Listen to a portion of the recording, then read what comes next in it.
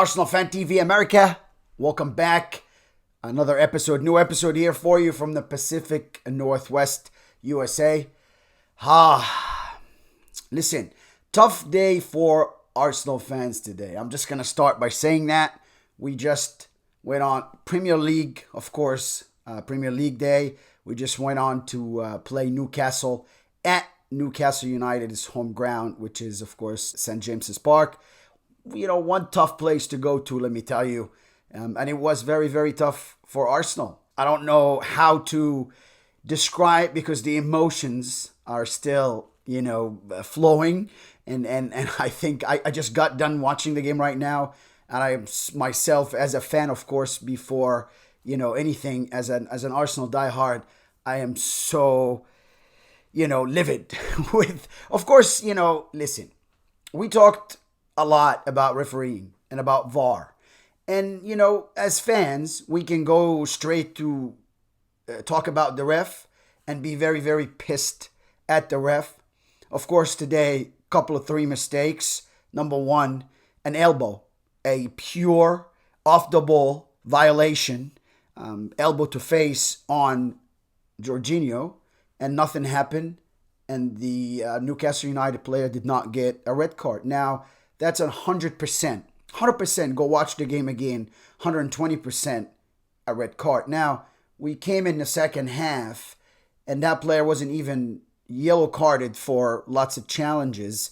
And the ref didn't talk to VAR about it. I don't know why this incident just went overlooked. That's a big question mark. Now, let's move to the goal.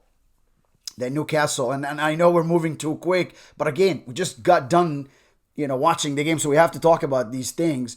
A push, pure, you could see it. It's a blunt push on the defender, on Gabriel, in the 6 yard from the Newcastle attacker. And here is a foul that wasn't given. Now let's move to the ball that went out. You could clearly see that this ball is out. I mean, I could see it on the TV sitting from the couch. So if you're there and you're actually just close to the action, or if you zoom in, it's pretty obvious that ball is out. Now let's move to the offside. It's the goalkeeper is out of the play. So there's two players left with one Arsenal player. Think about that. So again, shambolicness from the referee, and nothing was giving to Arsenal, very, very occasionally where he will give us, a foul, or will give Arsenal a foul. I don't understand it. I don't understand the English, Football Federation, association, whatever you call yourselves. You should have a much better grip on refereeings and referees or refereeing. I wanted to combine both for you. But you have to. Refereeing and referees. Right? We have to go and see these games, and we have to hold them accountable, see these mistakes, and we have to hold them accountable. Not just suspend them and then bring him back. They do another mistake, and then we suspend him, and then we'll bring him back. So it's game in, game out. All right, done. Talked about the referee. Let's move forward. We started today with Tomiyasu on the left. Of course, before we moved to Tomiyasu, we started back with the unsure hands of David Raya. Why do I say that? I mean, we all saw the Chelsea game. Let me not start talking about him. He's not our favorite. He should not be the starting goalkeeper. But that's, again, a pure example of the repetitiveness of that mistake that Mikel Arteta always, every game he will choose the wrong combinations or the wrong plan. One of the two. So today, David Raya in goal. In front of him on the left-hand side, Tomiyasu. Yes, a right-sided right back or center midfielder playing as a left back. Right there is a problem. Where's Kieran Tierney? He's loaned in Spain, Real Sociedad. So why would you do that? Let's move on. Saliba and Gabriel, they're solid, and they did great today. In my eyes, they still did great. Ben White, I don't know what's wrong with Benny White, but that is, again, a problem that Mikel Arteta has. Players do not develop with Mikel Arteta. They either stay still or they backtrack. So I don't know what's happening with Ben White scoring, his own goal, on Wednesday against West Ham, and today he was tired. Didn't look like he was running right. I know Benny's one that puts heart, and he is a great player for Arsenal. He always comes up for us. I don't know what's with delaying the throws lately, but Ben is a quality player, and I know he'd get back, but today wasn't his best. Let's go to the midfield. And by the way, I don't have a problem with Tomiyasu as much as I have a problem with starting Jorginho, right? St. James's Park, tough game, physical game. Jorginho was not the right guy to start. He would always go backwards for you and invite the pressure more. He's not one to carry up. I mean, thank God for Declan Rice because he was definitely playing two positions today. Man of the match, hands down. This guy was all over the place. Without Declan Rice today, I think Arsenal would have at least, had two more goals scored on. Yes, it would have been 3-4-0 for Newcastle. Nil. Why? Because we didn't create anything till his hitter. He headed the ball, Declan Rice, 62nd to 61st minute. And that was the first attempt on goal for Arsenal. Eddie was trying his best. No service, no Martin Odegaard, no movement.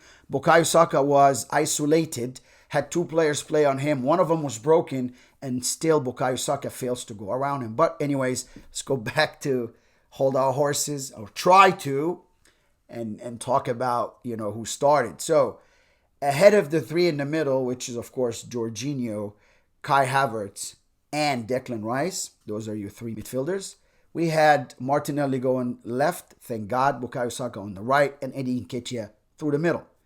Those three up front, I have no problems with. But again, playing Kai Havertz and playing, through the middle and Jorginho, I wouldn't. You need Trossard in this game to start. You need also to start a Thomas Partey that I don't know where is he. We hear that a 30 million pounds offer from Juventus came in for him. He wants to play. He's lacking playing, but that's also one of the players that Mikel Arteta doesn't like. He has this vindictive personality, and we could see he's done it before with, Özil and company, and lots of players, Aubameyang, and a lot of players he's done that with. So he's that vindictive personality. Maybe KT also. That's why he's out of the club. But we don't see Thomas Partey. We don't know what's happening. Now, what's happening to Martin Odegaard? Our captain. No reports, nothing. Nobody said anything about it. On the fly decision. Weird. Well, we have players that we can bring in other than Fabio Vieira. So now, choosing the wrong team up front was one thing, and today the substitutes was another. Why would we put Fabio Vieira again? Look at what he did. Look at his stats. I'm not going to say anything else other than the following about this player. Instead of passing the ball to Declan Rice at the end of the game so we can have one last chance, he didn't pass it to Declan Rice. He didn't pass it to Martinelli. He passed it right in the middle.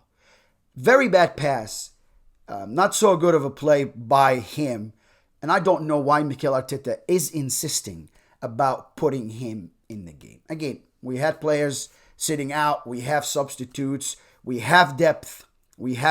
But again, we're choosing the wrong players and the wrong combinations. Now it's not most, it's all the time. Unfortunately, Jaguars, this is our first defeat of the season with Premier League, and it comes right after we got out of the Carabao Cup. Now, you go back to our last episode. What did I say? We're not winning anything with this guy.